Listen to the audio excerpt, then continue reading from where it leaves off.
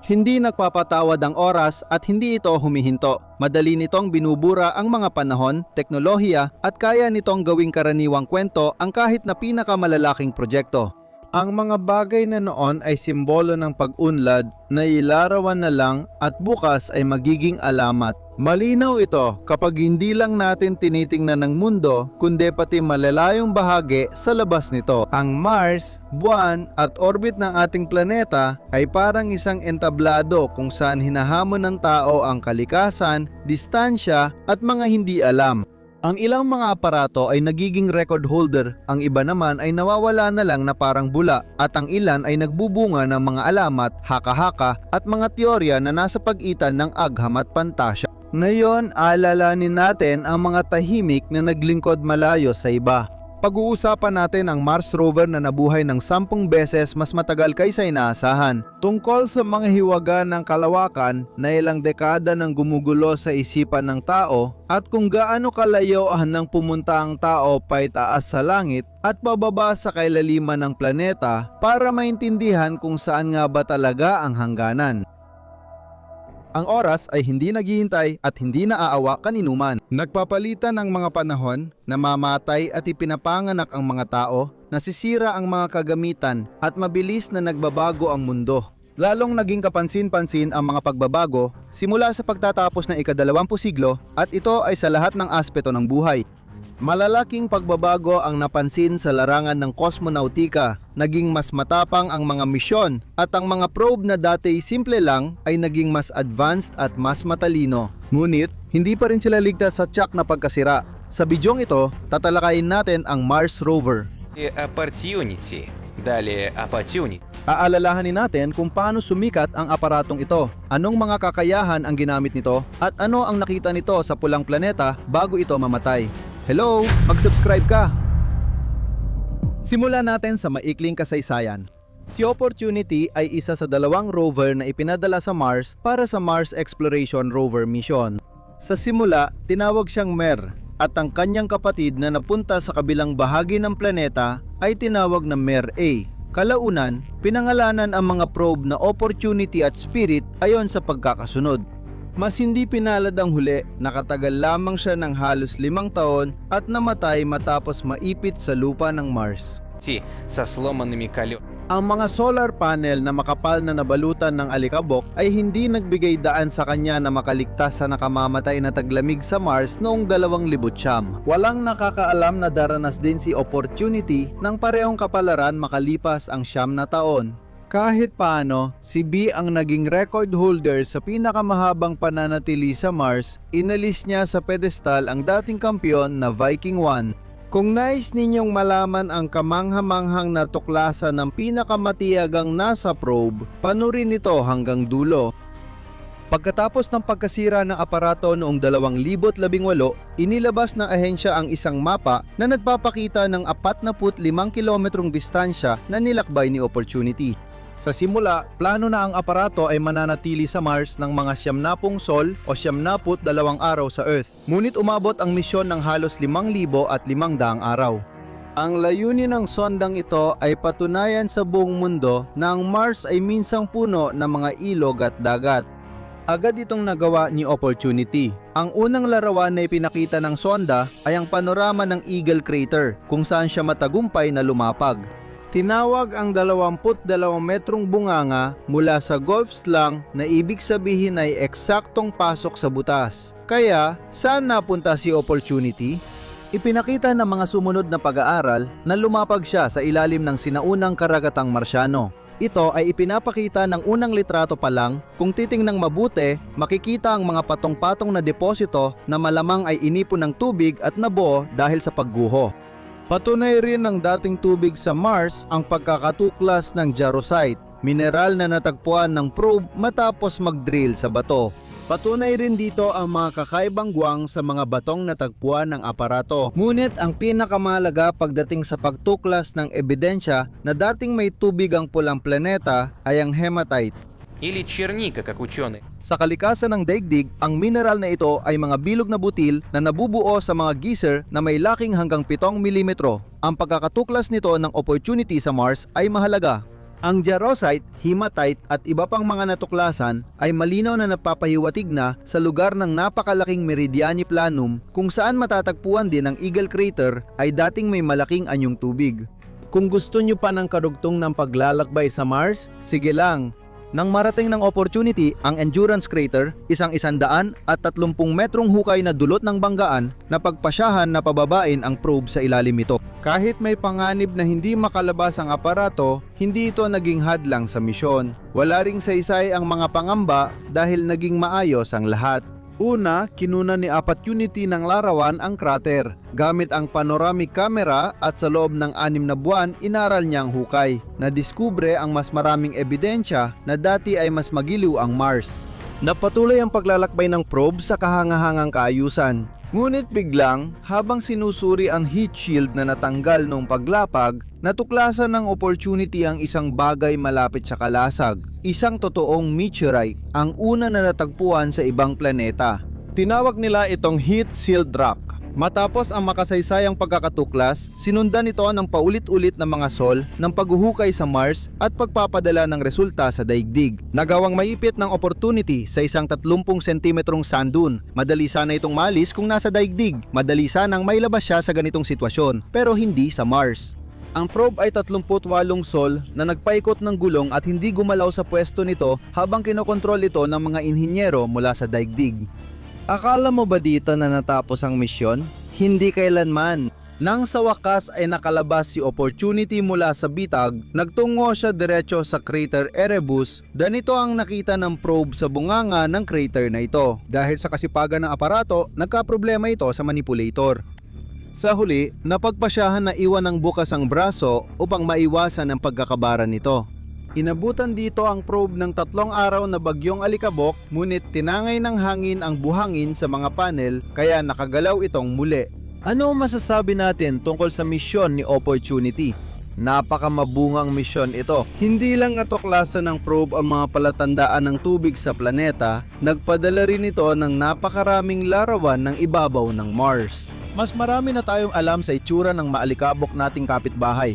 Halimbawa, ito ang Victoria Crater na binisita ni Opportunity matapos ang Erebus. Sa larawan, malinaw na makikita ang isang dune na matatagpuan sa ilalim nito. Dito, naitala ng probe ang mga ulap na dumadaan sa ibabaw ng Mars. Pagkatapos nito ay lumubog sa dilim ang planeta sa loob ng 1 buwan. Halos hindi na panatili ng Mars rover ang mga function nito dahil sa makapal na takip ng bagyong buhangin mula sa ibabaw. At muli, nalagay sa panganib ang misyon. Pero ito ay pagsasanay lamang, ang mas malala ay naghihintay pa sa hinaharap at sa wakas, sa harap ng mga kamera ng kawawang Opportunity, lumitaw ang Endeavour Crater, isang napakalaking bunganga na may 22 kilometrong diametro. Nagpatuloy ang trabaho, inaral ng probe ang malalakas na hangin ng Mars na gumulong at naglipat ng mga bato at natuklasan din ng isang ugat ng gypsum. Sa kanyang mga mata, nakita ng mundo ang Greely Haven, ang pagdaan ng Phobos sa araw at burol ni Matjevich na unang nadiskubre ng Mars rover.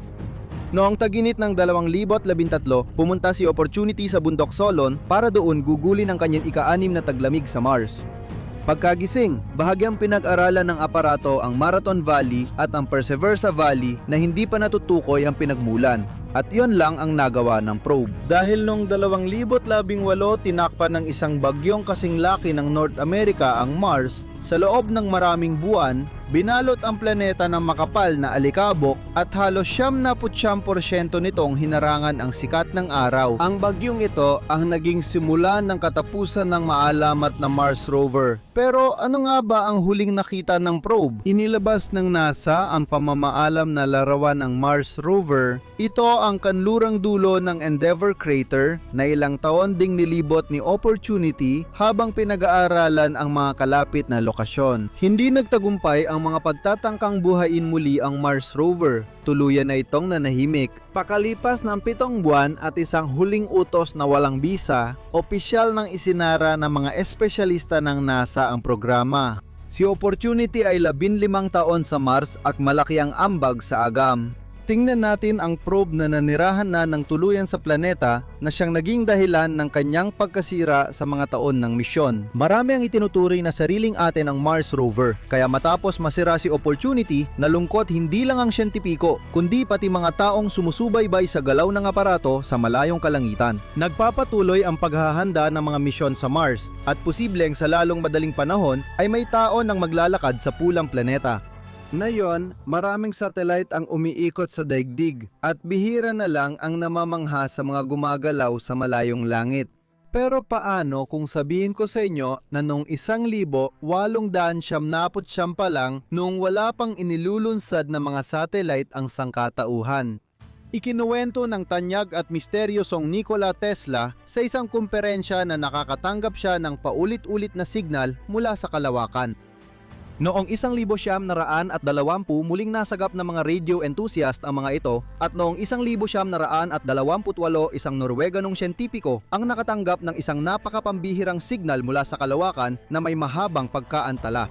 Matapos ang 30 taon, nakita ng amateur astronomer na si Steve Slayton sa teleskopyo ang isang bagay sa harap ng buwan na namangha siya dahil sa bilis nito. Ipinakita ng mga kalkulasyon ni Steve Slayton na ang bagay ay malamang na artipisyal at may sukat na humigit kumulang 10 metro ang diametro. Ano kaya yon? Isang alien na satellite ng daigdig o isang piraso ng sasakyang pangkalawakan ng mga alien? May opinyon na sa loob ng huling 13,000 taon ay umiikot sa paligid ng daigdig ang isang misteryosong satellite na nilikha ng isang napakaunlad na sibilisasyon bago pa man lumitaw ang sangkatauhan. Tinawag ang bagay na ito na itim na prinsipe, ngunit kahit ng mga militar ay hindi pa rin ito nasagap sa kanilang mga radar. At marami ang nag-isip kung bakit noong 1970 isa ay lumitaw ang paliwanag na ang itim na prinsipe ay nababalutan ng graphite na sumisipsip ng mga radio wave, kaya ito ang dahilan kung bakit hindi ito nakikita ng mga radar. Ang orbit ng misteryosong satellite ay may 79 na degrees na anggulo mula sa Ecuador na may apogee na 1,728 kilometro at perigee na 216 na kilometro. Ang itim na prinsipe ay umiikot ng isang buong ikot sa paligid ng daigdig sa loob ng 100 at 4.5 minuto ayon sa mga datos na inilathala ng mga dayaryo. Bakit kaya kaunti lang ang impormasyon tungkol sa itim na prinsipe at hindi ito nababanggit sa mga aklat ng astronomiya? May mga dahilan para dyan at malalaman ninyo ang mga iyon na yon. Maganda naman ang mga artikulo sa dayaryo at mga ulat mula sa mga nagmamasid na mag-isa. Pero paano naman ang mga opisyal na sanggunian? May nabanggit ba tungkol sa itim na prinsipe sa mga iyon?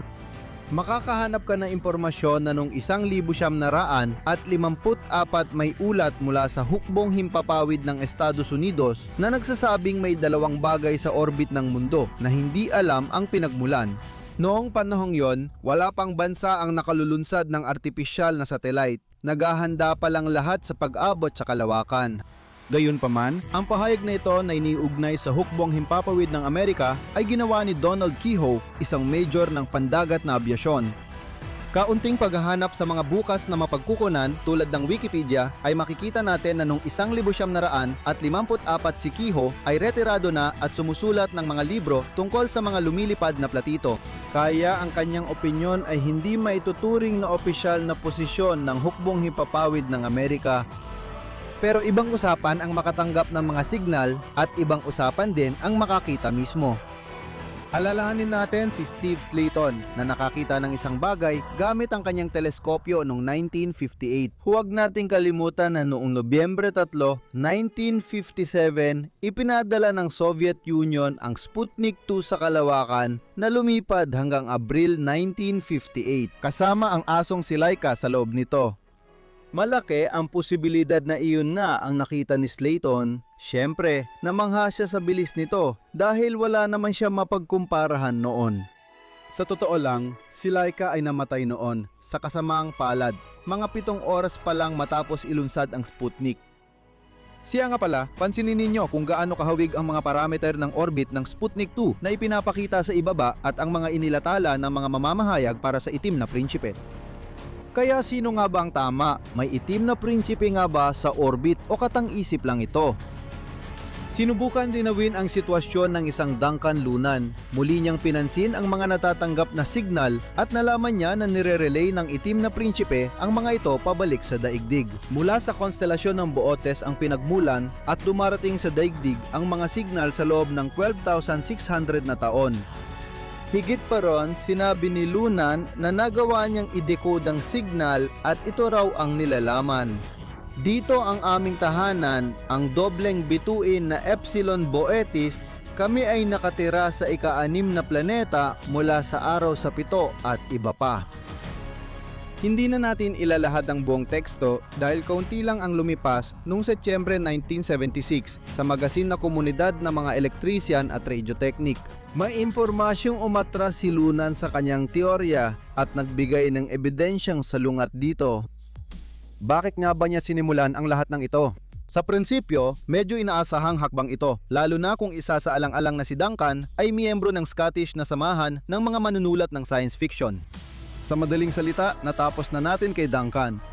Ito na pangalawang karakter na kilala kong Duncan ang pangalan. Una si Duncan MacLeod na higit 400 taon na ngayon. Kung di mo gets to, baka kailangan mo pang pumasok sa school ngayong Setyembre. Ano ang nangyari kay Nikola Tesla na pinagmula ng kwento? At ano ba talaga ang kaguluhan tungkol sa itim na prinsipe? Ano kayang mga signal ang nakuha niya mula sa kalawakan? At posible rin kaya siyang nagkamali? Marami ring posibleng sagot dito dahil ang mga satellite ng daigdig ay hindi lang ang tanging pinagmumulan ng mga signal na nasasagap ng mga siyentipiko. Halimbawa, sa ating hemispero, ang pinakaaktibong mga pinagmumulan ay ang mga konstelasyon na Cassiopeia A, Cygnus A, Taurus A, Omega Nebula at Orion Nebula. Maraming signal mula sa universo, pati na sa ibang galaksya, ang natatanggap natin. Hindi naman ganoon kalaki ang ibig sabihin na si Nikola Tesla ay nakasagap ng isa sa mga ito. Kamangha-manghang pangyayari, ngunit ito na ang katapusan ng lahat ng pagtatalo at pagdududa. Noong 1998 sa wakas ay nakuhanan ng mga astronaut ng Endeavour ng larawan ng itim na prinsipe. Ang mga larong ito ay may napakagandang kalidad at sinasabing na i-post pa nga sa website ng NASA. At totoo nga, kinumpirma ng website ng NASA ang paglulunsad ng ganoong space shuttle noong 4 ng Disyembre 1978. Wala kami nahanap na impormasyon tungkol sa pagkakatuklas ng satellite o mga larawan nito. Kaya marahil ang tanging katotohanang nabanggit namin na hanggang ngayon ay wala pa ring paliwanag ay ang signal na may mahabang pagkaantala na natanggap ng isang Norwego noong 1928. Tinanggap din ito ng ibang siyentipiko at hanggang ngayon walang malinaw na paliwanag. Maraming misteryo ang kalawakan, pero kailangan ba nating iugnay lahat ito sa mga dayuhang sibilisasyon at mailap na satellite ng daigdig? Mag-isip kayo at magpasya sa inyong sarili. Totoo nga bang walang basehan ang mga pahayag tungkol sa pagmamasid sa itim na prinsipe? May mga dahilan para maniwalang hindi lang ito katang-isip. Sa kalawakan, partikular na sa orbit ng daigdig, maraming basura ang lumulutang. Siyempre, hindi ito mga lata ng cola o pambalot ng candy. Ito ay espesyal na uri ng basurang pangkalawakan pero pareho pa ring iniwan ng tao. At kadalasan, malalaki rin ang sukat nito. At ang bersyon ng itim na prinsipe ay isa lamang madilim na takip mula sa kagamitang pangkalawakan ay mukhang pinakamalamang. Ang ganitong takip ay tuloy-tuloy nababagsak sa daigdig at magiging satellite nito. At sa totoo lang, mahirap paniwalaan na sa kabila ng alam nating orbit ng isang bagay na napakalapit sa ibabaw ng ating planeta, wala tayong natatanggap na araw-araw na mga larawan nito mula sa malalakas na teleskopyo na hindi lang kayang makita ang mga malapit na satellite, kundi kaya ring sumilip sa ibang mga galaksya na nagbubukas ng mga tunay na hiwaga ng walang hanggang universo para sa atin. Siguradong napanood mo na ang kahit isang pelikulang sci-fi kung saan ang mga pangunahing tauhan ay pumupunta sa ilalim ng lupa, pero lahat ng iyon ay katang-isip lamang. Pero paano nga ba sa totoong buhay? Ano nga ba ang matatagpuan sa kailaliman ng ilalim ng daigdig at ano ang ginagawa ng mga siyentipiko para malaman ang lahat tungkol sa mga mas mababang bahagi ng ating planeta? May ibig bang sabihin sa iyo ang pangalan na Kola Super Deep Borehole? Ano nga ba ito at bakit? Marami pa rin ang naniniwala na hindi ito isang butas, kundi isang daan, papunta sa bahay kung saan nakatira ang demonyo. Baka isipin nyo na noong nakaraang siglo lang nagsimulang mag-drill ng butas ang tao, pero hindi ito totoo. Noong ika-18 siglo pa lang, gumagawa na ng ganitong mga bagay. Maraming misteryosong bagay sa ilalim ng lupa na natutuklasan ng mga siyentipiko taon-taon. Halimbawa, kamakailan, nadiskubre ng mga mananaliksik mula sa Rusya, Pransya at Alemanya ang karagatan sa ilalim ng lupa na umiral noong Archean. Ang lalim nito ay 500 kilometro at mas marami itong tubig kaysa pinagsama-samang karagatan sa ating planeta. Dahil dito, mas eksaktong natuklasan ng mga siyentipiko kung paano nabuo ang daigdig dahil sa pagbabarena ng malalalim na butas. Taong 1970, sinimulan ang Kola Super Deep Borehole. страны. Они начали бурить скважину Ang kaliwa. на полуострове, которая вошла в Книгу рекордов. Kinilala ito bilang pinakamalalim na balon. Mahirap sukatin ang kahalagahan ng bagay na ito para sa pandaigdigang agham. Sa 20 taon, maraming mahalagang impormasyon ang nakuha ng mga siyentipiko tungkol sa estruktura ng daigdig at pinagmulan ng mga mineral at iba pa. Tingnan natin na mas malalim ang kasaysayan.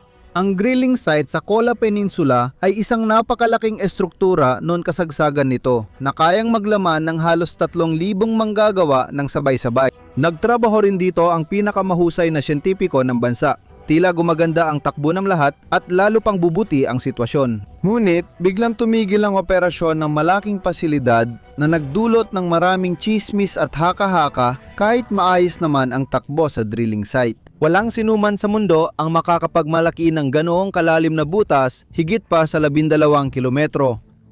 Akala ng mga tao may sobrenatural na dahilan sa pagtigil ng pagbabarena. Sa Kola Peninsula, lumaganap ang kwento ng mga demonyo at masasamang espiritu. Hindi pa gaanong napag-aaralan ang kailaliman ng daigdig, kaya malamang ay may impyerno sa loob nito. Ito rin ang posibleng sanhi ng ilang hindi may paliwanag na bagay. Halimbawa, noong iniangat ng mga manggagawa ang drill mula sa ilalim ng lupa, ilang beses nangatunaw ang dulo nito. Baka akalain nyong mataas lang ang temperatura sa ganoong lalim, pero hindi ganon. Sa totoo lang, hindi ito lumampas sa 200 degrees Celsius, kaya kayang-kaya iyon ng drill. Hindi pa dyan natapos ang mga kakaibang pangyayari. Sa mga audio recording mula sa kailaliman ng daigdig, malinaw na naririnig ang nakakatakot na sigaw at ungol. Ilang beses umamin ang mga nagtrabaho sa mga materyales na ito na nakakaramdam sila ng di maipaliwanag na takot kapag pinapakinggan ang recordings. Hindi na nakakagulat na itinigil ang mga trabaho pagkatapos nito. Marami ang hindi naniwala sa mga chismis na ito pero nagbago ang kanilang isip matapos ang pagsabog noong 1995. Maraming tanong ang naiwan, lalo na kung ano ang maaaring sumabog doon. Maging si punong heologo David Guberman ay naguguluhan. Kung hindi ito patunay na pag-iral ng impyerno na talada namang nakakatakot pakinggan, aminin mo, paano ka hindi maniniwala rito? Pero sa totoo lang, simple lang ang lahat. Ang buong kwentong ito ay inimbento ng isang Finnish na mamamahayag bilang biro para sa April Fool's Day. Ngunit hindi naintindihan ng American press ang biro at seryosong inilatala ang lahat ng ito. Dahil dito, ang imbentong kwento ay naging totoo sa paningin ng tao. Kahit na walang nangyaring kakaiba sa Kola Super Deep Borehole, ang kwento nito ay talagang kapanapanabik na rin. Simulan natin sa dahilan kung bakit nilikha ang mga proyektong tulad ng Kola na balon. Medyo simple lang ito. May mga patong sa ilalim ng lupa na noon ay di pa napag-aralan dahil sa limitadong teknolohiya. Ang ilang natuklasan ay tumutulong maintindihan ang pagbuo ng buhay sa mundo at hindi lang yon. Halimbawa, ang Estados Unidos ay nag-drill ng 86 na balon sa teritoryo ng Antarctica. Bakit? Para mag-aral ng kalawakan? Oo, tama ang narinig mo. Dahil dito, aktibong pinag-aaralan na yon ng mga siyentipiko ang neutrino, isang matatag at neutral na lepton na kasali sa mahina at gravitasyonal na interaksyon. Para mapag-aralan ang katangian nito, kailangang ihiwalay ito sa ibang elemento sa ibabaw. Hindi ito magawa, kaya gumawa ang Amerikanong siyentipiko ng filter sa mga balon na may sensitibong kagamitan. Kayang makita ng mga ganitong kagamitan ang bakas na neutrino sa atmosfera. Pero bumalik tayo sa Kola na balon. Bakit nga ba dito mismo pinili ang lugar para mag-drill? Matatagpuan ang Kola Peninsula sa lugar na may Precambrian na formasyon kung saan walang sedimentaryong bato sa ibabaw na layer. Hindi nila binutas ang balon para kumuha ng mineral, kundi para patunayan ang estruktura ng daigdig na alam lang ng siyentipiko sa teorya. Upang makakuha ng mas maraming impormasyon tungkol sa estruktura ng nickel-bearing Pechenga Complex at malaman ang ilang mga uri ng bato. Tulad ng nabanggit natin kanina, sinimulan ang proyekto noong 1970 at noong 1972 nagsimula na mismo ang proseso ng pagbabarena. Ang unang 7,000 metro ay nadaanan ng walang gaanong problema dahil sa lalim na ito ay puro homogeneous na granite lang ang nandun. Paglampas sa matitibay na bato, tumama ang drill sa mas malalambot na bato kung saan madalas nabubuo ang mga guwang. Hindi makausad ang aparato dahil natitigilan at humihiwalay ang ilang bahagi kapag hinihila ng mga manggagawa, pero di pa rin napipigilan ang pagbabarena. Bilang resulta, noong 1979 ang Kola na balon ay naging record holder na abot ang lalim na 9,500 metro. Hindi pa yon ang hangganan at makalipas ang 4 na taon, lumampas sa 12,000 metro ang lalim nito, mas malalim pa kaysa Mariana Trench. Ano ang natuklasan ng siyentipiko sa pagbabarena? Natuklasan ang copper-nickel ores na maaring minahin. Pangalawa, sa lalim na halos 10,000 metro, natuklasan ng mga heologo ang patong ng ginto na may mataas na konsentrasyon. Kakaiba ito at hindi maaring minahin ang ginto doon. Ang tuklas na ito ay nagbigay daan sa mas malinaw na pag-unawa sa proseso ng pagbuo ng metal na ito. Sa pagbabarena, natuklasan ng siyentipiko ang 14 na uri ng petrified na microorganismo at ilang patong ay halos 3 bilyong taon na ang tanda. Dahil dito, napagpalagay na ang daigdig ay umiiral ng mas matagal kaysa sa naunang ipinahayag. Sa simula ng nakaraang siglo, nagkaroon ng ideya ang mga siyentipiko tungkol sa bumubuo sa daigdig, ngunit walang nakakaalam ng eksaktong kapal ng bawat patong. Nang sinimula ng pagbabarena sa Kola borehole, nakuha natin ang sagot sa tanong na ito. Sa unang 4 na kilometer normal ang estruktura, tapos inasahang maabot ng drill ang isang patong. Hindi nila alam na may ganoong patong. Sa halip, natagpuan nila ang marurupok na bato kaya nahirapan ang makina umusad. Natuklasan din ang mga deposito ng methane na tumulong maintindihan kung paano nabubuo ang mga hydrocarbon, langis at gas, pero hindi pa yon ang lahat. Nakakuha ng mga sample ng lupa ang mga Soviet na manangaliksik sa ekspedisyon nila sa buwan. Sa pag-aaral nito, napag-alaman na ang komposisyon nito at ang komposisyon ng mga bato mula sa lalim na 3,000 metro ay magkapareho. Paano nga ba ito nangyari? Ayon sa teorya, bilyong taon na ang nakalipas. Nang mabangga ng daigdig ang isang bagay mula sa kalawakan, may bahagi nitong nahiwalay at naging buwan. Posibleng doon mismo sa lugar kung saan naroon ngayon ang Kola Peninsula naganap ang pagkakabiyap. May isang tanong na nananatiling bukas. Bakit nga ba isinara ang balon? Walang kinalaman dito ang anumang misteryo, mas simple ang paliwanag. Natapos ng mga siyentipiko ang lahat ng pag-aaral at wala na silang ibang matuklasan, lalo na't hindi nakatulong ang sitwasyon ng bansa sa bagong tuklas. Hindi na nakayang pondohan ng gobyerno ang ganitong kalalaking proyekto at napakaraming manggagawa ang nagbitiw at umalis sa peninsula. Ano man ang nangyari, malaki ang ambag ng Kola Super Deep Borehole sa pag-unlad ng heolohiya at agham. Sa kabila ng pagsubok, mas marami pang natutunan ang mga siyentipiko tungkol sa estruktura, katangian, yamang mineral at edad ng daigdig. Kahit ngayon, makalipas ang halos 20 taon, nakakabili pa rin ang laki ng Kola Super Deep Borehole. Parang hindi ka panipaniwala na wala nang gagawing pananaliksik doon. Bagaman sinabi ng punong heologo na si David Guberman, mayroon tayong pinakamalalim na butas sa mundo, kaya dapat natin itong gamitin. Sino ang makapagsasabi, baka dumating ang panahon na muling gumana ang balon? May hangganan ba ang universo? Maari ba tayong sumakay sa isang sasakyang pangkalawakan at maglakbay sa isang direksyon hanggang marating natin ang pinakadulo ng makrokosmos? Maaring ganito rin ito tulad sa The Truman Show. Ang mga astronaut ay babangga lang sa karton na pader na may mga nakaguhit na bituin. Pero sa seryosong usapan, hindi naman iniisip ng mga siyentipiko na may malinaw na hangganan ang universo. Sa totoo lang, ang nakikita natin gamit ang malalakas na teleskopyo ay ang nakikita lamang na nakikitang makrokosmos. Ang tinatayang hangganan nito ay mga 13 hanggang 14 na bilyong liwanag taon mula sa daigdig, kung saan ayon sa popular na tsorya naganap ang malaking pagsabog. Kung masisilip natin ang kabila ng hangganang yon, malamang makikita rin natin ang parehong bagay, mga galaksya, malalaking kumpol ng bituin, at walang sawang mga black hole.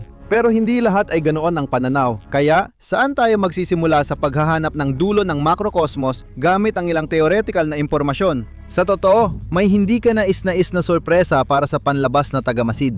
Malamang narinig mo na ang araw ay nakikita natin kung ano ang itsura nito 8 minuto na ang nakalipas.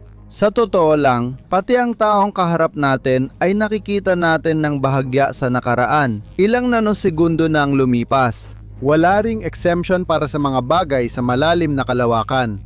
Halimbawa, ang Andromeda, pinakamalapit na galaxy sa atin, ay nakikita natin kung paano ito nung 2.2 milyong taon na ang nakaraan. Madali nating mahuhulaan na ang nakikitang hangganan ng universo ay hindi nasusubaybayan ng mga astronomo sa totoong oras. Ang liwanag na nakikita ng mga teleskopyo mula sa kalawakan ay kasing tanda ng kalawakan mismo. Nakakatakot isipin na ang mga bagay na ang photon ay naglakbay ng milyong liwanag taon papunta dito ay maaring matagal nang wala. Ibig sabihin, sa harap ng mamahaling optika, lumilitaw ang kakaibang libingan ng universo. Dahil dito, nagiging disinasadyang manlalakbay sa panahon ng tagamasid na hindi sumasalungat sa kosmolohiya ng malaking pagsabog. Ang buong nakikitang universo, ayon sa napakatantiadong mga kalkulasyon, ay naglalaman ng humigit kumulang 500 bilyong mga galaksya. Ang bahaging ito ay tinatawag na metagalaksiya na may diametrong 73 bilyong liwanag taon. Hindi ito nananatili sa isang lugar. Ayon sa redshift, patuloy itong lumalawak ng walang hanggan. May hangganan ba ang universo at ano ang nasa kabila ng cosmological na abot tanaw? Sanay tayong lahat ng bagay ay may hangganan at hugis. Pero balikan natin kung paano ang itsura ng donut o kung gagamitin ang wikang geometriko, torus at bigyang pansin din natin ang bola ng basketball. Sino ang makakasagot kung saan ang simula at dulo ng mga ito at kung may hangganan ba talaga ang mga bagay na ito? May mga hugis o anyo, oo, pero wala silang hangganan. Ibig sabihin, kung ang universo ay may ganitang mga anyo, parang donut o bola kung ganon. Sa huli, kung aalis tayo mula sa punto A papunta sa tinatawag na hangganan, pagkatapos ng napakahabang panahon, babalik din tayo sa pinanggalingan nating punto. Ngayon, oras na para magsagawa ng mental na eksperimento na detalyadong ipinaliwanag ng astronomong si David Kipping. Ipagpalagay nating nakagawa ang sangkatauhan ng napakalaking sasakyang pangkalawakan na may sapat na yaman at kakayahan para maglakbay sa dulo ng universo. Hindi natatakot ang kanyang tripulante sa mga hindi kapanipaniwalang bilis bilyong taon na gugugulin sa kalawakan, pati na rin sa mga banggaan na maaari magdulot ng kamatayan kahit pagkatapos lamang makasalubong ng mikroskopikong mga butil ng alikabok. Ipagpalagay natin na ang sasakyan ay lilipad na may tuloy-tuloy na pagbilis na 10 metro bawat segundo kada segundo. Malinaw na sa bawat susunod na sandali, ang barko ay bibilis ng 10 metro bawat segundo pa at sa huli, aabot ito sa hindi kapanipaniwalang bilis. Kung posible ang ganitong bilis, maabot niya ang buwan sa 2.5 oras at Neptuno sa 11 araw habang lalo pang bibilis papalapit sa bilis ng liwanag.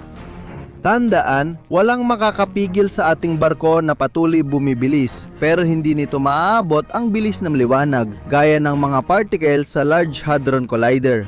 Pinipigilan ito ng iba't ibang mga batas. Ngunit posible namang makalapit ng husto sa bilang na 279,772,458 metro bawat segundo. Doon magsisimulang lumitaw ang epekto ng anomalya sa oras. At ang unang batas ng SRT, espesyal na teorya ng relativity, ay nagsasaad na habang mas mataas ang bilis ng isang bagay, mas bumabagal ang pagdaloy ng oras. Para sa tripulante, susunod pa rin ang oras sa relo nila sa kabina at di nila mapapansin ang kakaiba, maliban sa mas mabilis na oras sa labas ng barko. Sa parehong oras, sa tingin ng tagamasid sa labas, hindi na bumibilis ang barko at mabagal na parang pagong ang mga tripulante. Pareho bang paradox ang makikita ng sinumang tumingin sa bagay na nasa event horizon? Черной дыры. Наиболее заметное замедление времени начинается после достижения 90-90. Pero kung iwasan natin ang mga nakakabagot na kalkulasyon, nananatili pa rin ang katotohanan. Kahit sa ganitong sitwasyon, hindi pa rin makikita ng mga astronaut ang hangganan ng sansinukob dahil mas mabilis lumawak ang universo at imposibleng makahabol sila. Bagaman, gaya ng nalaman, hindi para sa lahat ang mahigpit na limitasyon. Ang ideya tungkol sa mga bilis na posible sa kawalan ng hangin ay biglang ipinakita sa atin ng partikula na tinawag na "Oh my God". Nangyari ito noong 1991. Literal na bumulaga ito sa mga screen ng detector na fly's eye bilang isang biglaang kislap. Ang partikula ay gumalaw ng milyon-milyong beses na mas mabilis kaysa sa mga boson sa Hadron Collider. Walang nagawa ang mga siyentipiko, kundi tawagin ng Diyos na saksi at pangalanan ng partikula sa ganitong paraan. Sa biglaang paglitaw nito, nilabag nito ang maraming pangunahing batas at limitasyon na dati nating sagrado sa pisika. Bilang tugon sa pangyayari, maraming tanong ang lumitaw, lalo na ano ang nagdulot ng matinding akselerasyon sa partikulang ito. Marami ang naniniwalang dulot ito ng decay ng malaking bagay o supermassive black hole. May nagsabi rin na ang pag-ulan ng mga high-energy particle ay maaaring magdulot ng permanenteng pagbabago sa DNA ng tao. Ano man ang totoo, ang universo ang nagbigay sa atin ng hamon at dahilan para mag-isip at ipinakita na halos walang imposible sa kalawakan nito. Kung ikukumpara sa imaginaryong barko na naglakbay sa dulo ng makrokosmo, ang oras para sa Oh my God particle ay bumagal ng 300 bilyong beses. Ibig sabihin halos tumigil na ito, pero para sa iba parang walang nagbago. Ganon din, ang oras para sa mga manlalakbay ng ating shuttle ay tatakbo sa normal na ritmo ayon sa kanilang pakiramdam. Ngunit para sa mga panlabas na tagamasid, ilang milyong taon na ang lilipas. Hindi natin alam kung ano ang matitira sa planeta matapos ang ganung katagal. At sa sandaling lumipas ang 200 taon para sa crew, napakaraming panahon na ang lilipas sa universo na maaring dumating na ang kinatawag na heat death nito. Ibig sabihin, ang shuttle na lang ang natitirang bagay sa lubos na kadiliman at mawawala na rin ang mismong oras dahil wala nang ibang bagay na mapagkukumparahan ng orasan sa barko. Dahil wala nang matitirang daigdig, wala na ring Milky Way, wala na ring Andromeda, wala na ring dakilang pader ng Sloan o Hercules ng Hilagang Corona at wala na ring iba pang malalaking estruktura. Tanging katahimikan at kawalan ang matitira. Pero kahit hindi pa ito mangyari, wala ring saysay na mag-alala ang mga astronaut sa pagbabalik sa tahanan. Sa oras na malampasan ng hangganan na 8.3 milyong light years, magiging imposible na ang pagbabalik para sa matatapang na manlalakbay. Dahil sa paglawak ng mga hibla ng universo, tuluyang mapuputol ang ugnayan ng sanhi at bunga sa sistemang solar. Ganyan ang malungkot na realidad. Magulo at mahirap intindihin, hindi ka nag-iisa. Maging ang mga pisiko ay hindi lubos na uunawaan ang mga quantum na proseso at mga epektong parang guni-guni ng special relativity. Balikan natin ang hangganan ng universo. Totoo nga ba ito? Malamang may hangganan ng universo, pero hindi ito espasyo, kundi panahon. Nakakagulat, di ba? Sa totoo, matagal nang tinatanong ang tungkol sa hangganan ng makrokosmo.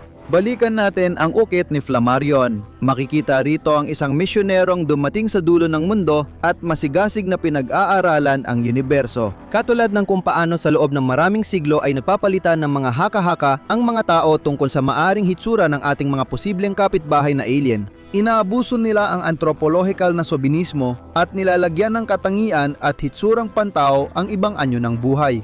Ganon din pagdating sa mga hangganan ng universo, gusto nating mahawakan ito o kahit man lang makakita ng isang bagay na parang pader pero malamang ay hindi natin ito matatagpuan. Alam mo ba kung nasaan ito? Ang mismong hangganan ng universo na hinahanap natin? Nandun ito kung saan nawala na ang oras at kapag namatay na ang oras, tapos na rin ang makrokosmo. Baka hindi ito ang sagot mong inaasahan, pero ito ang pinakamalapit sa totoong sitwasyon. Malamang umira lang ang universo sa pagitan ng malaking pagsabog at pagbagsak. Wala nang iba. Ang mekanika ng singularidad ay isang malaking misteryo sa astrophysics at hindi nakapagtataka dahil walang totoong nakakaunawa sa sanit bunga ng phenomenon na ito.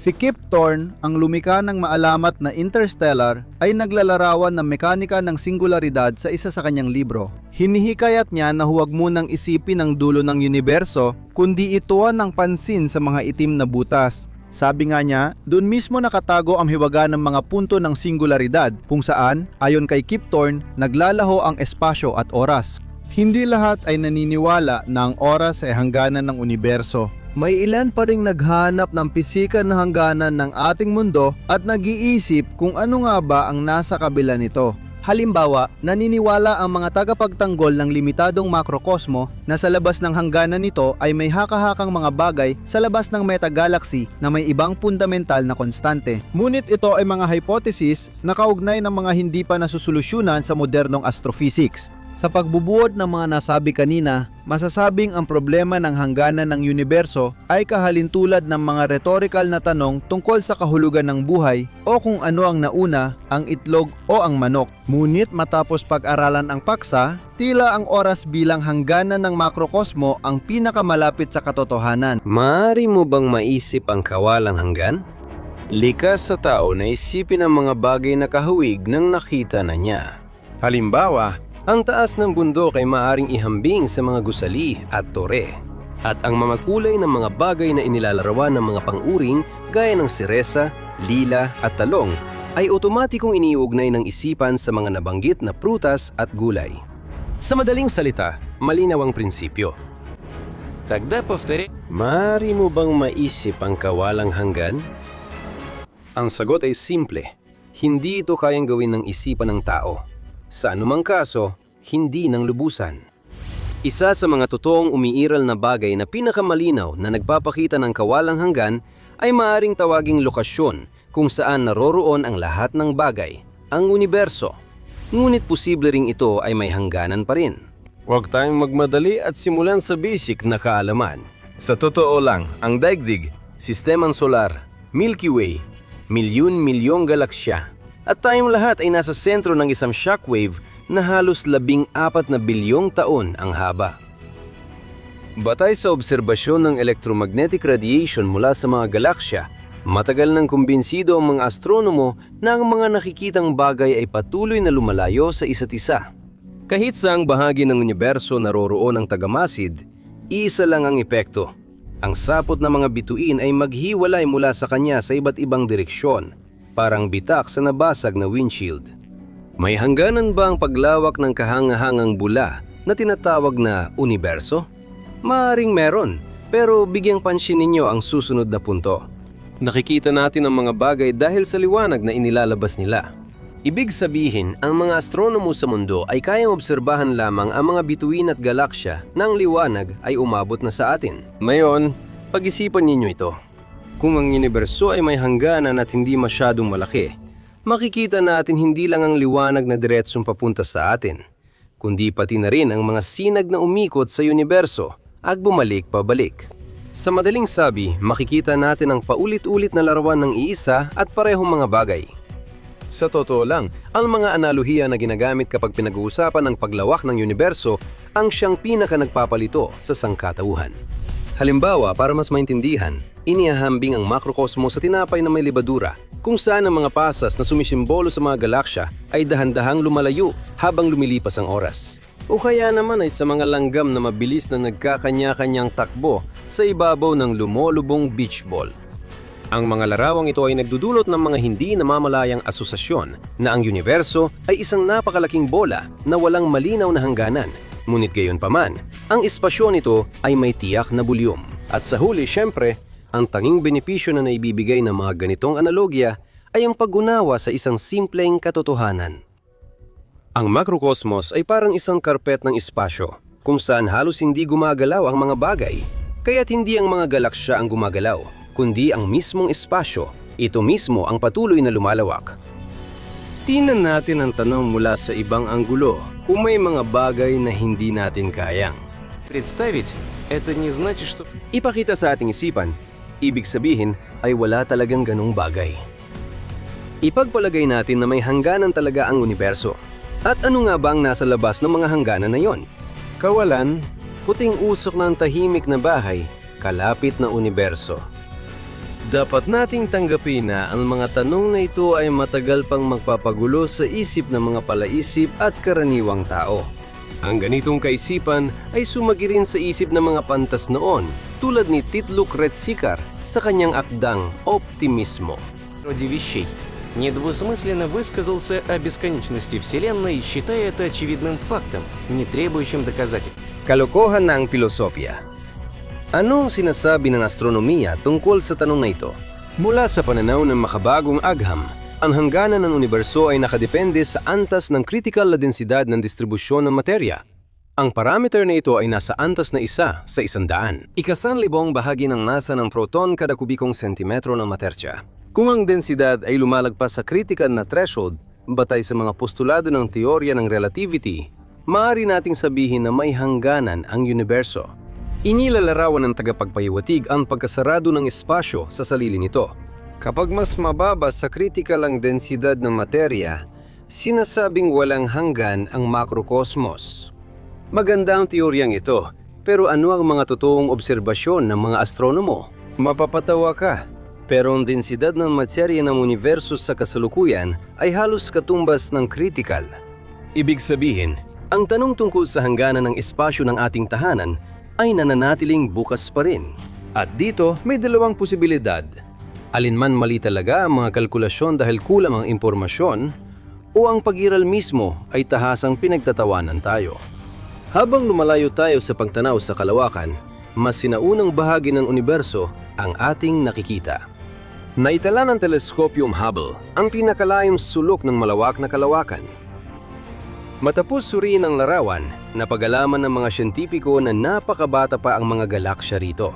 Sa lohika, kung mas sumili pa tayo, makikita natin ang mga unang bituin at ulap ng gas, at pagkatapos ay mga neutral na atomo, ionisadong plasma, malalayang proton at neutron.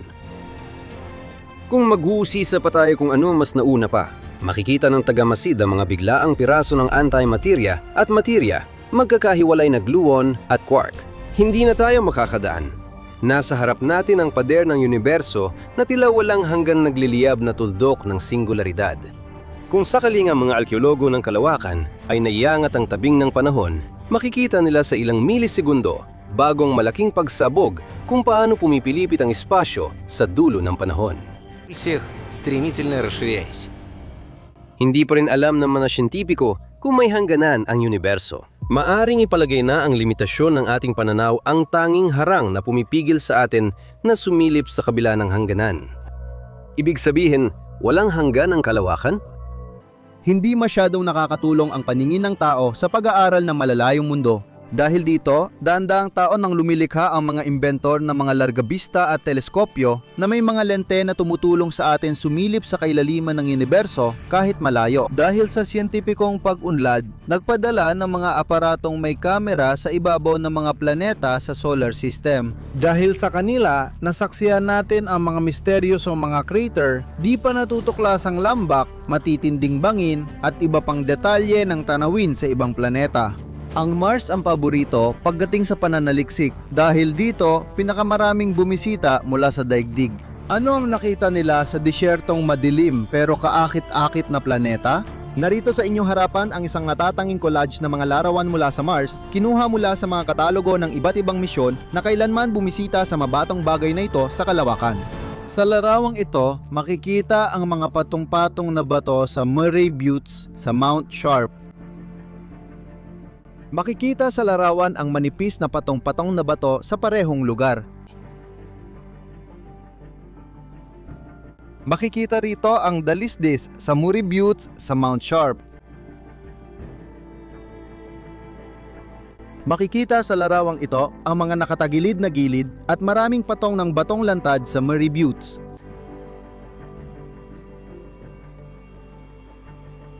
Narito naman ang mapa na napapakita ng rutang tinaak ng Mars rover mula sa lugar kung saan ito lumapag noong Agosto 2012 hanggang sa lokasyon kung saan naroon ang rover noong unang bahagi ng Marso 2016. Alam mo ba na ang buhangin sa Mars ay kakaiba at talagang hindi katulad ng nasa daigdig? Patunay biyan ang reliebyeng may texture ang batong buhangin sa Mount Sharp. Ito ay mga piraso ng lupa sa Mars na makikita sa ibaba, kaliwa at itaas na bahagi ng larawan. Maaari mo itong tingnan at pag-aralan sa ilalim ng mikroskopyo gaya ng ginawa noon ng probe na Phoenix. Narito ang close-up ng mga butil ng buhangin sa Mars. Sa gabi, gumamit ang NASA ng ilaw para mas maliwanagan ang regolith. Bahagi ng duni sa MIP na di nahanginan, hindi ba't parang Africa? Ang Marias Pass ay lugar kung saan nagtatagpo ang dalawang pangkat ng batong Mars na kinunan ng larawan noong Mayo 22, 2015.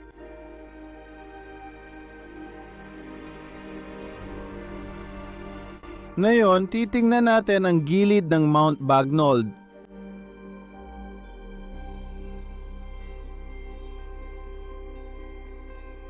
Ang larawang ito mula sa orbit ng Mars ay nagpapakita ng buhangin ng dune na unang bibisitahin ng Mars rover. Ipinapakita ng animasyon ang paggalaw ng mga dune na naitala noong 2010 at 2014. At narito ang Garden City sa paligid ng Mount Sharp, ipinakita ng kamera ng probe ang isang network ng mga mineral veins sa ilalim ng batong bundok sa Mount Sharp noong Marso 27, 2015. Ipinapakita ng larawan ang madilim na material na may iba't ibang chemical na komposisyon sa mineral vein ng Garden City.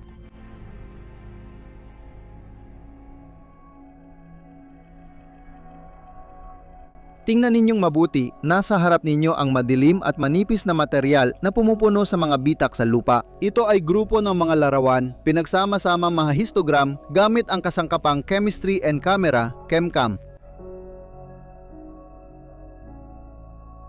Gaya ngang nakikita sa larawang ito, ang mga mineral na ugat sa lugar ng Garden City ay magkakaiba ang kapal at liwanag.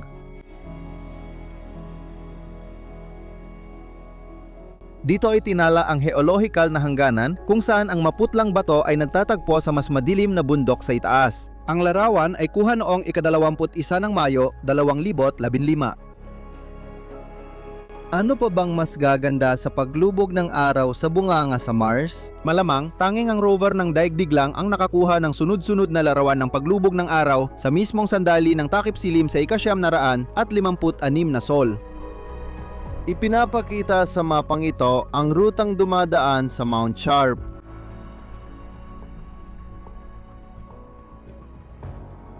Ipinapakita ng berdeng bituin ang lokasyon ng rover matapos ang biyahe noong Abril 16, 2015. Sinasaklaw ng mapa ang lugar na mga 2 kilometro ang lapad. Ngayon, panurin natin ang buhay ng mga robot. Kasama sa ecological na pagmamanman ng rover, ang mga sensor ng temperatura at halumigmig na nakakabit sa post nito. Ang larawang ito ay isang close-up ng 2 kulay na mineral na ugat sa isang lugar na tinatawag na Garden City sa Mount Sharp. Lungsod.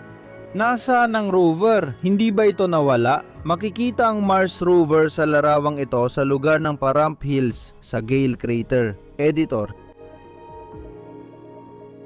Sa larawang ito nakuha noong Enero 13, 2015, ipinapakita ang resulta ng mini drill test na kailangan para suriin ang batong Mojave. Alam na ngayon ng rover kung pwede itong mag-drill ng buo para kumuha ng sample. Sa graph na ito, ipinapakita ang paghahambing ng dami ng organikong chemical na tinatawag na chlorobenzene na natagpuan sa sample ng batong Cumberland at ang dami nito sa mga piraso ng 3 iba pang uri ng Mojave. Тианских поверхностей.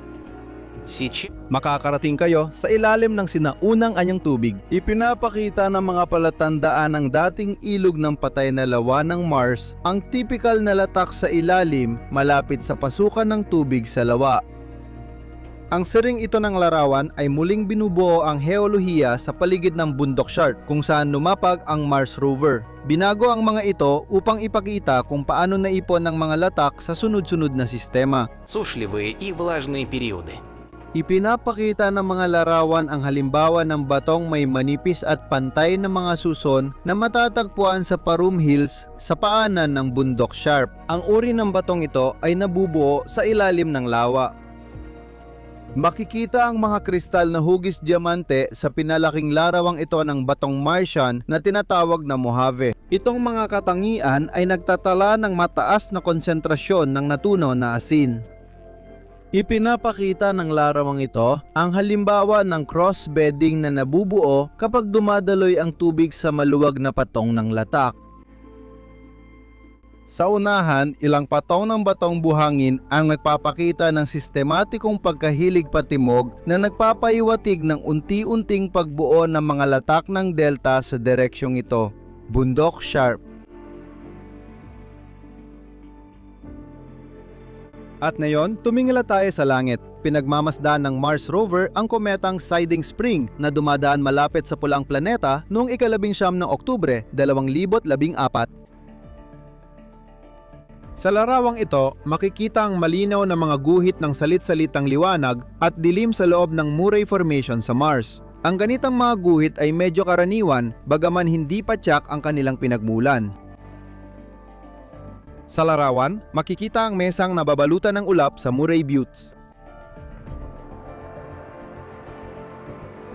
At ang huling larawan, isang hukay sa lupa ng Mars habang paulit-ulit na pinapaputukan ng laser mula sa Mars rover. Ipinapakita ng slow motion na 16 na frame na pelikulang ito kung paano nagdudulot ng pagbuo ng hukay sa lupa ng Mars ang paulit-ulit na pagbaril ng laser. Ang bahagi ng lupa na kasama sa larawan ay may sukat na humigit kumulang 28 mm ang lapad.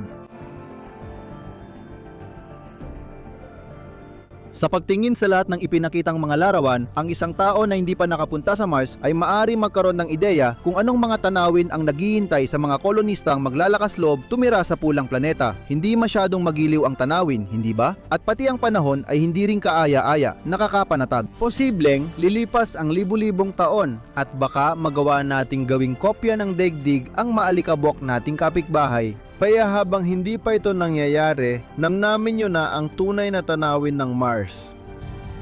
Ano ang naghihintay matapos ang kamatayan?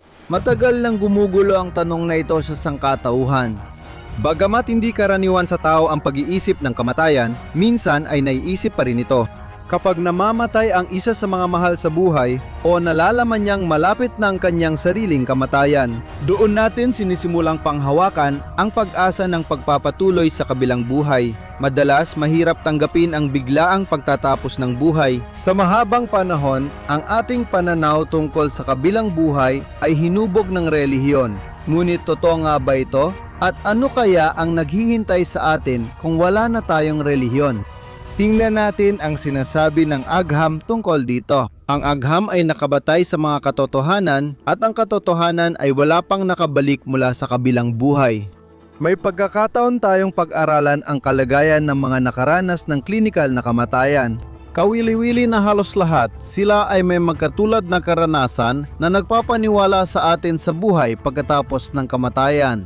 Ngunit ang makabagong agham, gaya ng dati, ay nagbibigay ng makatotohanang paliwanag sa mga fenomena na ito. Halimbawa, dahil sa kakulangan ng oxygen, tumitigil ang otak sa pagproseso ng signal mula sa gilid ng retina, kaya kumikipot ang paningin at mas maraming liwanag ang tinatanggap ng lumawak na balintataw. Ganito ipinapaliwanag ang paglitaw ng madilim na lagusan na may ilaw sa dulo. Sa katunayan, nararanasan din ito ng mga malulusog na kosmonauta o piloto kapag may pagbabago ng presyon. Ang mga karanasang parang umaalis sa katawan at nakakakita mula sa labas ay ipinaliliwanag ng parehong kakulangan ng oxygen at pagpalya ng tibok ng puso. Ang mga ganitong guni-guni at takot sa kamatayan ay nagdudulot ng direalisasyon. Bukod pa rito, ang mga pasyenteng muntik na mamatay ay naglalarawan ng matingkad at kaaya-ayang pakiramdam ng kapayapaan, euphoria o kahit kaligayahan na iniugnay nila sa pagpunta sa paraiso. Noong 2011, natuklasan ng grupong Aleman na pinamumunuan ni Alexander Wutzler na ang ganitong mga karanasan ay maaring dulot ng biglaang pagtaas ng serotonin o hormone ng kaligayahan sa utak na nakakaapekto sa mood at pagproseso ng biswal at pandinig na sensasyon. Sabi ng mga espesyalista, ganito pinagagaan ng otak ang proseso ng pagpanaw. Hindi rin lahat ng siyentipiko ay sobrang skeptikal. Halimbawa, sinubukan ng anestesiologong si Dr. Stuart Hameroff na patunayan ang pag-iral ng Diyos sa pisikal na paraan. Kasama ang pisikong si Roger Penrose, gumawa sila ng radikal na teorya sa paggana ng otak na maaring magbigay ng siyentipikong ebidensya sa pag-iral ng kaluluwa. Sa batayan ng teorya ay may mga tinatawag na microtubules sa mga selula ng otak. Kung sisilipin mo sa loob ng selula ng otak, makikita mo ang mga estruktural na bahagi na parang mga buto ng ating katawan. Ibig sabihin, ang mga microtubules ang nagtatakda ng arkitektura ng selula. Sa aming pananaw, ito ay parang isang computer na nagpoproseso ng impormasyon sa antas ng molekula, sabi ni Dr. Penrose. Ayon sa mga siyentipiko, ang otak ay binubuo ng mga neuron na nagpapadala ng signal sa isa't isa. Ayon kina Penrose at Hameroff, mahalaga ang papel ng quantum na proseso rito. Ibig sabihin, ang pagbabago ng microtubule sa kanang otak ay maaring makaapekto sa microtubule sa kaliwang otak. Kung susundin ang quantum na teorya, ang impormasyon ay nakapaloob sa buong estruktura ng universo kahit pa sa bakanteng espasyo. Ibig sabihin, maaring kumonekta ang mga estruktura ng otak natin sa universo sa labas ng katawan ng tao. Sa kalagayan bago mamatay, ang impormasyon sa mga microtubulo ay nananatili, ngunit lumalabas ito sa utak. Kapag ang tao ay nabuhay muli, bumabalik din ang quantum na impormasyon, kaya't maaari niyang ikwento ang kanyang nakita. Ganito inilalarawan ng ilang siyentipiko ang pisikal na anyo ng kaluluwa, ngunit nananatiling bukas ang mga tanong sa buhay matapos ang kamatayan at pag-iral nito. Ang kilalang astropisiko na si Neil deGrasse Tyson ay naniniwala sa isang senaryo na walang kabilang buhay. Naniniwala siya na kapag tumigil ang katawan sa pag-iipon ng enerhiya para mabuhay, matatapos na lang bigla ang ating pag-iral. Doon nagwawakas ang lahat. Mukhang lohikal ito, lalo na't wala pang malinaw na definisyon ng agham sa kamalayan o kaluluwa ng tao. Anong opinyon ninyo rito? Maari ba nating sabihin na ang realidad na kinalalagyan natin ay tunay nga, na ito ay eksaktong katulad ng nakikita natin? Sa ating pananaw, ang tao ay limitado ng pandama at kaalaman, kaya't nagpoproseso siya ng impormasyon at bumubuo ng sariling larawan ng mundo. Patuloy ang technological na pag-unlad at tumutulong ito sa ating pagkatuto.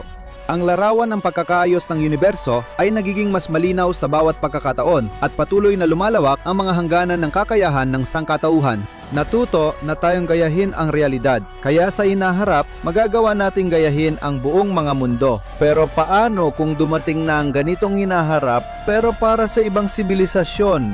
At hindi tayo ang mga tagalika, kundi mga nilalang lang. Maaring mukhang mahirap gumawa ng simulasyon ng malaking universo, macro at micro na mundo. Pero sa totoo lang, hindi mo kailangang pahirapan ang sarili mo. Kailangan mo lang lokohin ang mga naninirahan sa simulasyon natin. Hindi na kailangan lumika ng bilyong galaksya at trilyong bituin, gumawa na lang tayo ng espasyo para sa pananaliksik, isang proyeksyon nito. Ang mga selula, bakterya at iba pang maliliit na particle ay lilitaw lamang kapag pinagmamasdan mo sila sa ilalim ng mikroskopyo. Halimbawa, ang upuan na inuupuan mo ngayon ay maaring isang hungkad na anyo lang hanggang sa basagin mo ito.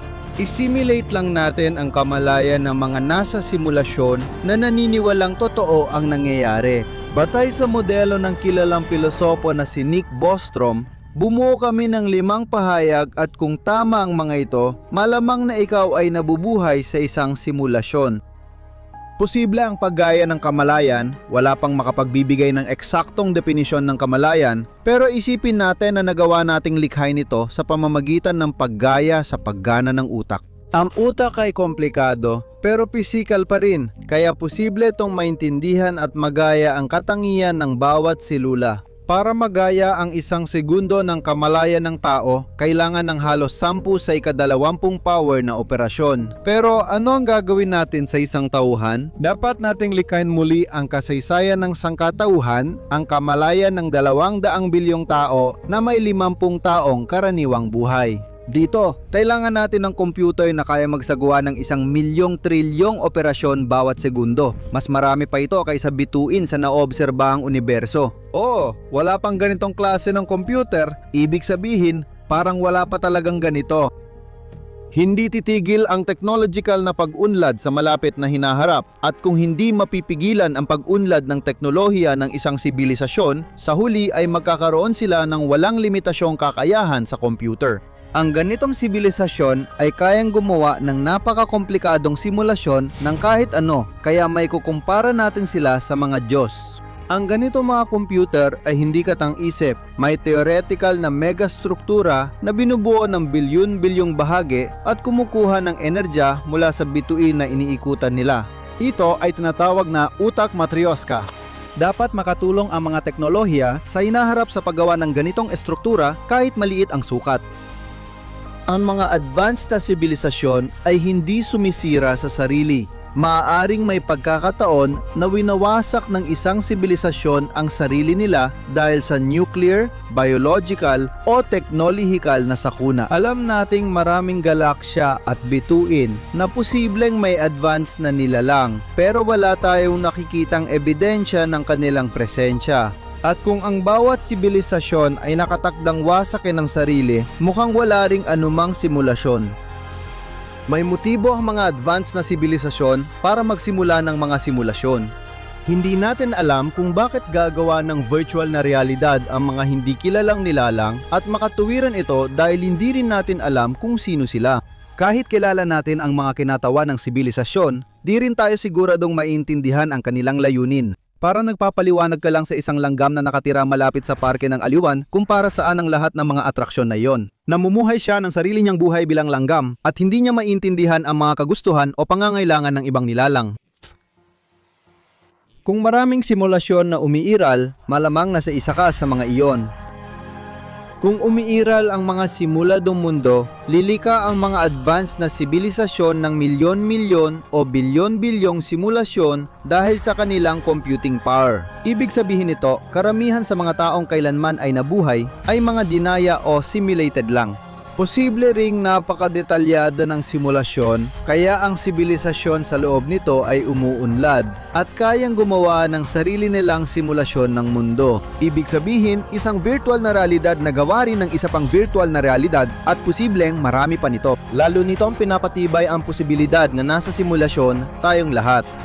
Anong konklusyon ang makukuha natin? Kahit malaman ang katotohanan, hindi naman mababago ang buhay natin, kaya't dapat pa ring mag-enjoy araw-araw at magsikap para gumanda ang buhay. Habang umuunlad ang sangkatauhan, maari nating maunawaan ang mas malalaking bagay. Ang pagkaunawa kung tunay ang ating realidad o simulasyon lang ay maaaring bumago sa agham o magbigay dito ng ibang direksyon. Ngayon, talagang nakakapasabog ng otak ang mga ganitong kaisipan. Hinihintay namin ang iyong like para may kumpiyansa kaming simulan ang susunod na episode. Dahil ang inyong mga komento at like ay mga patunay na hindi nasasayang ang aming ginagawa.